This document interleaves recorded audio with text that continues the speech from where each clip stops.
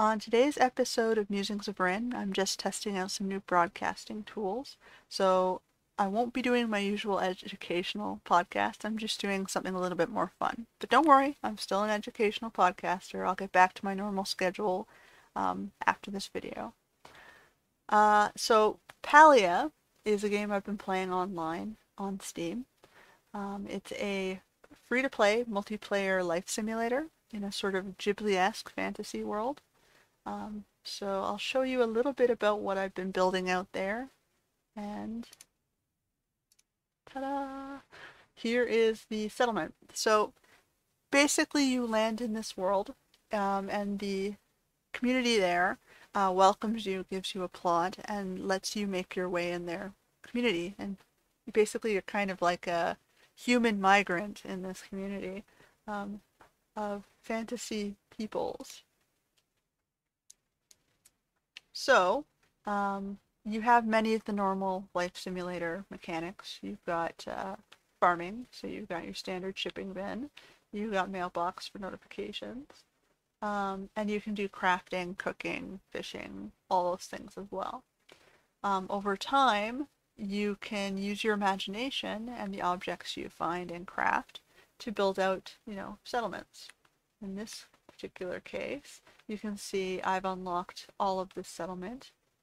You start out with a smaller area, and over time, as you get renown in the community, you unlock the rest of the rights to earn the plot, basically. And I've built different structures on it that help me, feel like I've got a little home here. So, the purple building is my house. The darker building is my workshop. The blue structure is my farm. The green structure is my healing house. And I've got a little camp over here for my little frogger.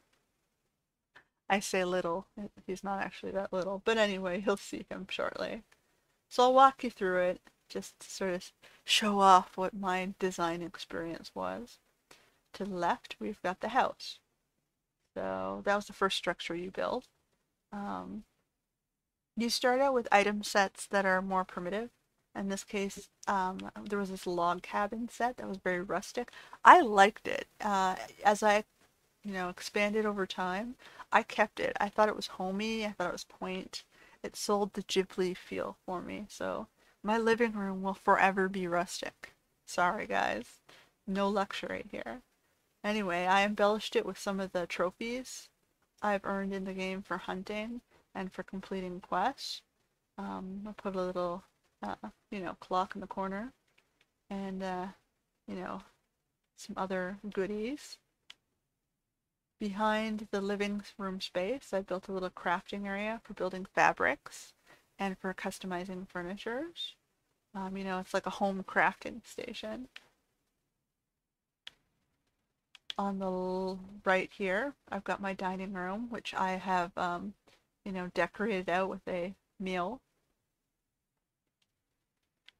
And we've got a little front closet. And over here's the kitchen space. So one of the mechanics in this game is cooking. And over time you get, more difficult recipes that require more and more of these cooking stations, which you unlock over time. So you can see I've sort of gotten to the end of the experience to build out the whole kitchen. You can build lights, which you can turn on and off, like a ceiling fan. And you get a lot of little objects which you can use to embellish the space, which is nice as well. It makes it more homey. I've put a little pantry hallway to separate my kitchen from my bathroom. And then the bathroom, you've got a little toilet, which you can put the seat up or down if you so choose. A tub, which you can fill or empty, which is kind of cute. So that was a nice embellishment. And even the sinks. Or the candles. So that is the bathroom. And then the last room in the house is over here. It's the bedroom, which I've made a little homey. This is the only luxury room in this house. I figure if you're going to sleep somewhere, you might as well be comfortable. And you got a little comfortable space here to sit. and contemplate life, and a cute little rug, which you've unlocked over time. So that is the house. That was the very first building that I built, and I built it over time. Next, I'll take you across the farm. You can sort of see you've got crafting equipment for fishing bait, for making seeds, and I've built a little crafting station to pretend I'm working on farm tools or other gadgets. A little fence gate out here to the water supply for the farm, and you can basically grow trees, bushes, different types of produce, and you do the standard things like weeding and watering them.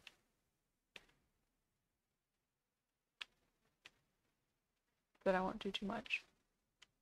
I'll continue the walkthrough. And you have different types of produce. You can see tomatoes, corn, blueberries, spicy peppers. They've got a few options here to build out things you need for the cooking or to sell it and trade it for other things in the game. You got storage boxes, a little fountain, which I can pretend you can get water from for the farms as well. And across the way, I've built sort of a back garden rest area with a fire pit and a picnic table, cozy couch swing. You can see I have flowers here too. That's an interesting mechanic for the game. You don't buy flowers in Palia. You have to collect them by doing collection tasks like hunting bugs in this game. So over time it gets you engaged in continuing to do those exploration tasks to, fight and quest for the flowers that you want so you can build out the gardens over time, which I thought was kind of interesting. Inside here is my workshop. So you have crafting for metals, glass, wood, and different objects. And then a repair station to, fix your tools, sort of in the blacksmith space. And I got a little rest area here with a radio, just to sort of sit down if I want to take a break from working the workshop. And a little medical station over here with a, medicine cabinet and a sink in case I get injured. So, that was my little story for this space. To this room here, you have an office. So if you've got clients coming to ask you to build things, you can sit down and discuss what they want and, fill their orders. I've embellished the space with trophies, so, mining trophies and crafting trophies, and some quest items as well, just to sort of make it feel more cozy. At the back is sort of my camping pit. I've got a card table here for playing cards, relaxing, a bench to chill out, and a camping pit to cook some basic foods. You can sort of see there's my Frogger. He's a not so small plush, which is fine. I liked his frown. I thought he was looking longingly requesting food. He's sad and hungry, and I can cook him things and give him foods. So my fantasy story for this space, he's looking longingly at my camping pit, and I'll give him stuff. And he'll shrink down magically and go live in this little campsite back here where he's staying. I like to pretend he shrinks down and fits in here and lives in this little bed. This is actually the starter hut. When you land on the campsite, this is the first housing space they give you, and you progress out of this over time. And I've basically said, hey, Froggy, you can have it now. I'm done with it. This is your campsite. You may live here. Anyway, you can see too, I have trees. As you're chopping wood in the world, you get seeds, and as you grow these seeds, you get to you have the ability to place trees on your settlement. And I've basically used them to create a road or a guided pathway which leads me off the property. So it guides me down this way and around and off towards the back exit to this property. It also leads me here to the healing house, which is sort of like my temple and my doctor's office. To the left, I've started building out a graveyard cemetery with cairns in these urns. I need to see if I can find some better objects to embellish this space, but it's still a work in progress. Bear with me here. Um, Inside, you can sort of see the candles I have burning in the church or temple site. I figured this space could be either a town hall or a waiting room for my doctor's office or a church. So it's multi-purpose. You got the candles with people wishing folks, that lighting their prayers, sort of in a Catholic-esque style. Um, they don't give you a lot of objects to design anything other than Catholic. I mean, maybe they need to work on that, or maybe I need to unlock things over time. But I like this panel. It was kind of an Asian-inspired story of this dragon spirit bringing waters to their peoples. I use that to embellish this space. I also have a chair facing a mirror so you can sit and stare at yourself and practice reflections and deep thinking. So I thought that was kind of a spiritual sort of design there. And in the back, I've got the healing house. So yes, I know these beds are a little bit big for, hospital beds, but they were the most industrial looking, like metal, and they look the coziest and best for patients. So I put 2 beds in and a little nursing station, a little window where you can put your flowers to wish them well, and a nursing station over here. So you can get medicines, make teas, and if the patients get cold, you can turn on the heating and warm them up. So that's my little healing house. So if you have any other ideas for things I can add to this element, I'd love to take the challenge. As you can see, I'm still building it out. I've got some empty spaces left. And that's the beauty of this game. It's whatever you imagine it to be. You can build whatever you want. You've got a lot of variety in objects to help you, explore your creativity, which is the nice thing about this game. Now, it is free to play, but if you want to support them, try it out. There is a way to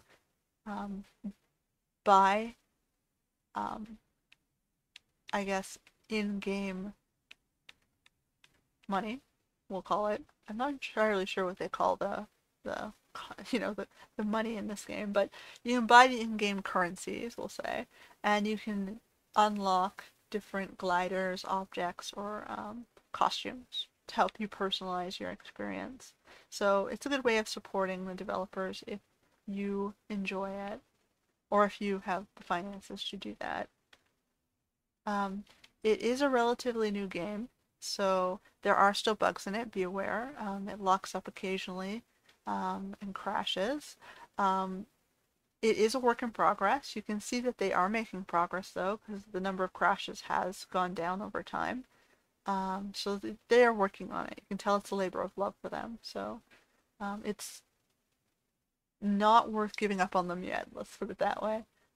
It's a nice, cozy experience. I do enjoy, relaxing, walking around, chilling out, not feeling too stressed about achieving any objective. You do everything at your own pace.